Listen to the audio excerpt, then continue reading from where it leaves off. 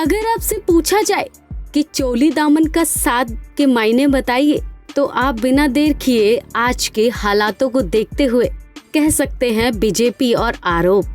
जी हाँ, आपने एकदम दुरुस्त सुना। आमतौर पर हर सत्ताधारी पार्टी के साथ ये संजोग होता है, लेकिन कोरोना भाई साहब का भारत आगमन और उसके बाद तमाम आरोपों की लड़ियां सत्ता नरेश पार्टी बीजेपी के लिए किसी भयावह सपने से कम नहीं है। पहले जो विपक्ष केवल नाम मात्र का माना जाता था, वह अब काफी हमलावर दिखाई देता है और अच्छे से पकड़कर मुद्दों पर सरकार को राजनीति पटकनी भी दे देता है।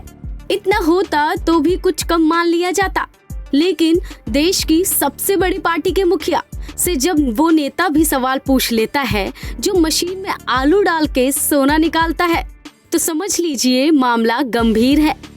नमस्कार दोस्तों, आप सभी का हमारे YouTube चैनल रिपब्लिक इंडिया में स्वागत है।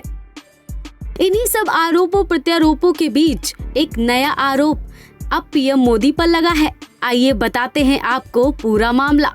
जब प्रधानमंत्री नरेंद्र मोदी ने गलवान घाटी में चीनी जवानों के साथ झड़प में घायल हुए जवानों के साथ बातचीत की थी। प्रधानमंत्री नरेंद्र मोदी ने शुक्रवार को लद्दाख का अचानक दौरा कर चीन के साथ सीमा विवाद से निपटने में भारत की दृढ़ता का संकेत दिया था। मोदी ने उन जवानों से बातचीत की थी जिनका अस्पताल में इलाज चल रहा है। उन्होंने जवानों से कहा कि उनकी बहादुरी आगामी समय में प्रेरणा का स्रोत बनेगी। घायल जवानों के साथ मोदी के बातचीत संबंधी फोटो जारी किए जाने के बाद ट्विटर पर चिकित्सा केंद्र को लेकर कई लोगों ने टिप्पणियां की थी। लोगों ने ट्वीट किए थे कि यह अस्पताल की तरह नहीं दिखता क्योंकि इसमें चिकित्सकीय उपकरण और सुविधाएं नहीं है। सेना ने कहा, कुछ लोगों ने लेह स्थित जनरल अस्पताल के उस चिकित्सकीय केंद्र की स्थिति को लेकर दुर्भावनापूर्ण और निराधार आरोप लगाए हैं।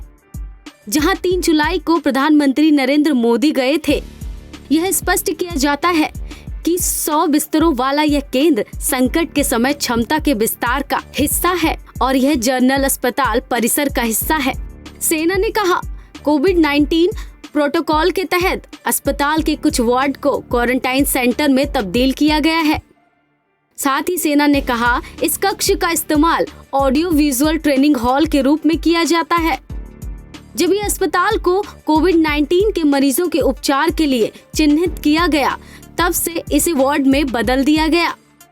सेना ने कहा, घायल जवानों को गलवान से आने के बाद से वहां रखा गया है ताकि उन्हें उस क्षेत्र से अलग रखा जाए जहां कोविड-19 के मरीजों का उपचार हो रहा है। सेना प्रमुख जनरल MM नरवणे और सेना के कमांडर भी इसी स्थान पर घायल बहादुरों से मिलने गए थे। पूर्वी लद्दाख की गलवान घाटी में चीनी सैनिकों के साथ हिंसक झड़प से सेना के 20 जवान शहीद हो गए थे। चीनी पक्ष के जवान भी हताहत हुए हैं, लेकिन चीन ने उनकी जानकारी नहीं दी है।